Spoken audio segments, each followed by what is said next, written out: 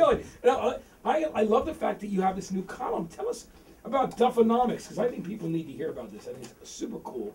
Yeah. It just shows you're talking about musicians that are smart. Still working on that name of that column. The Duffonomics is what Playboy dubbed it, and I'm still working on that title. I just think it's so great that you have a column in Playboy right now, which is this Duffonomics thing. You know, I mean, I've been in the music issue where I think they ask my predictions in the music issue of Playboy, but to actually have a regular column is cool. It's very cool. I was going to ask him to do my taxes this morning, but hey, Duff, but the fact that it's a non-musical thing, it's more about what's going on there. Tell us about your history there and why you'd be able to do that for Playboy. Well, here's what it is.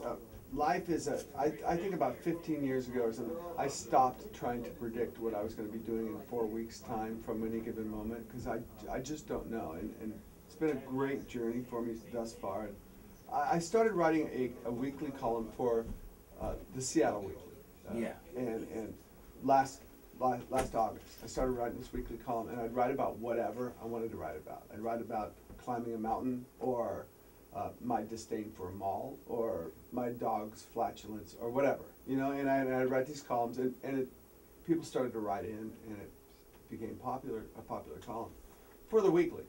And Tim Moore, who's an editor at Playboy, must have taken notice of that column, and got a hold of me about 8 weeks ago, and asked if I'd be interested in writing a financial column for Playboy magazine. And I asked him. I do have some background. I went back to school in the late 90s to business school, so I have a background. Am I a financial analyst or anything close to that? No.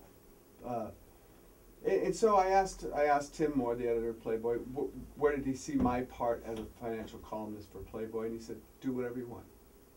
And so I kind of figured out right now in this how the economy is, that I think we all need to kind of take it back to square one, and I'm going to explain things as best I can without all the financial jargon. Right, and we're with Duff McKagan, by the way. Yeah, you know, it's great. So I want you to know this is Duff from Guns N' Roses, Velvet Revolver, and Loaded, and he's talking about this column which he's done, Seattle Weekly, and now the one that's in Playboy. Tell us about some of the stuff you've written about. I'm really interested. Well, if you're like me, I at 30 years old, I was looking around, looking at the smoke was clearing, and I was looking at the rubble of my 20s, and I realized I didn't know anything about finance, about my money, nothing. And I was too embarrassed at 30 years old to ask anybody. I thought everybody knew more than I did. I was watching those financial shows on TV going, they were speaking Greek. And so instead of asking anybody, I went to school, and I started to discover how money worked. And then I also discovered that I was not alone. About 99% of the people don't know what they're talking about on TV, and don't know how money works. And who teaches us that? Nobody. Well, that Mad Money guy just shouts at you. He shouts at Kramer, Jim Kramer, he's yelling at you. I mean, there's all those things, MSNBC, CNBC, Fox Financial, all those So you kind of take it to the basics. I'm going to try. And I don't know if I'm going to be good at this financial column. But my mission statement column came out last week, and in that I stated, I'm just going to try to get back to basics. Explain in one column simply what a common stock is. Here's what it is. And if somebody wants to read and find out in simple terms, I'm going to speak. I'm one of us. I'm not one of those guys on TV, you know. And so I'm going to try to speak as one of us. We're sitting in a room. So I think it's great, and we're here with Duff McKagan, of course, for Destruction. One of the greatest songs. I love this track. Hey, Duff, can you tell us a bit about Wes Arkeen? He passed away. He was one of the guys who co-wrote this song originally with the band. Well, here's what I'll tell you exactly. I moved into an apartment in about 1985. I moved down from Seattle to Hollywood.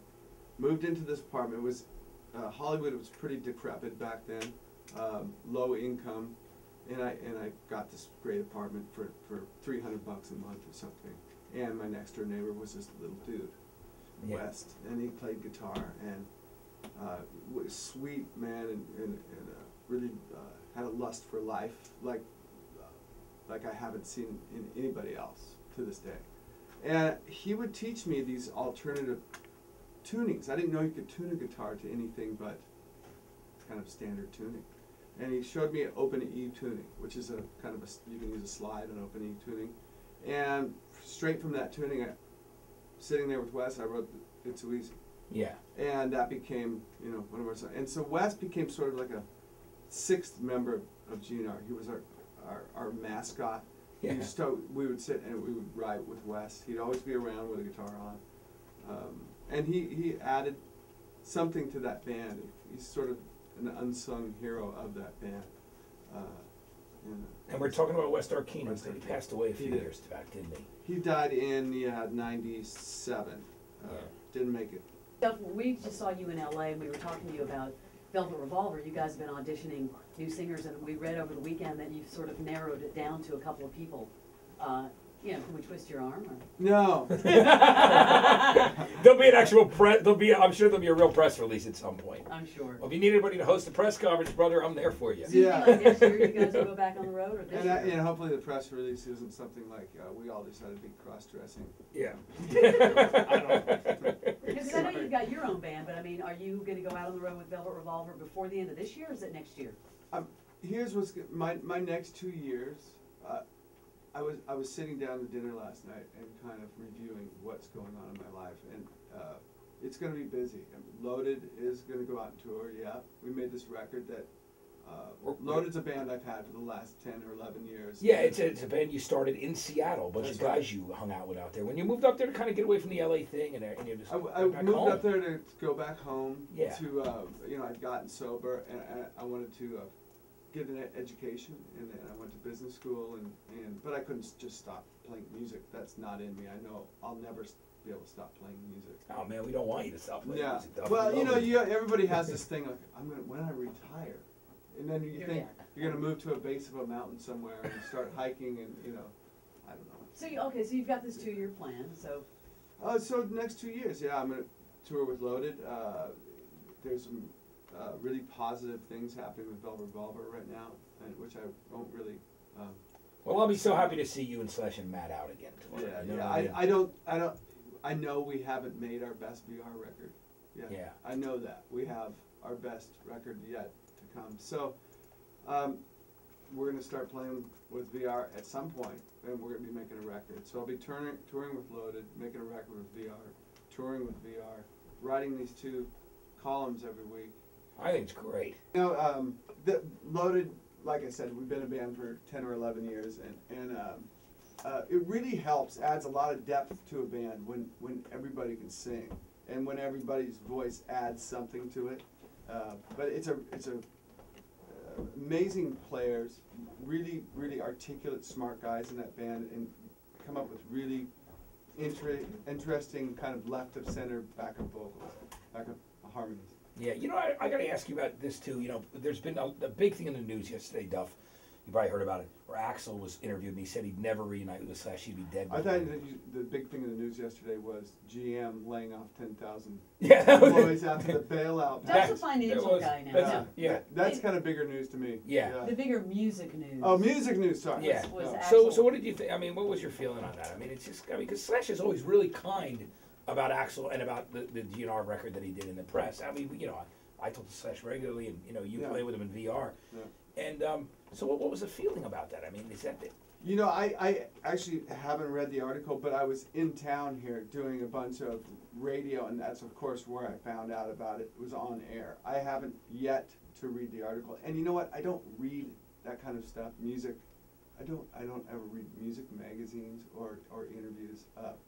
If I talk to somebody in person, then I know I'm getting the real straight story. right? You don't know if it's just being twisted for a You good know, headline. And any squabble there might be between 2 guys in my old band or hard feelings are unfortunate, Yeah. and it was a long time ago. And that's the way I look at it. I don't hold a grudge against anybody in the band. As a matter of fact, we're all big boys now. Yeah. And we should be able to look back at what we accomplished then and go, This is great. holy crap, look what we did. Hey, It was amazing. Let me tell you something, and you think about it, Duff. I mean, as Guns N' Roses become the biggest band in the world, and Appetite being one of the most important and biggest selling records in history, and you think back about it when you were first, I can only imagine when you were first sitting there putting together the album cover, recording in the studio with Mike Klinger, when Bobby Arrow and Steve Thompson were mixing, you were probably but to know you never have any inkling that it's going to become this rocket ship. I mean, it's just gonna We just go. knew we made the record that we wanted to make, and that we were happy with that. We made it sounded like us, and we didn't want it a record to sound that's produced sort of big record. We wanted to sound like we sounded like in our rehearsal room. Yeah, and Which that's was- what. And that's what the record. And we were happy if it sold 5 copies, whatever. It sounded we got across what we wanted.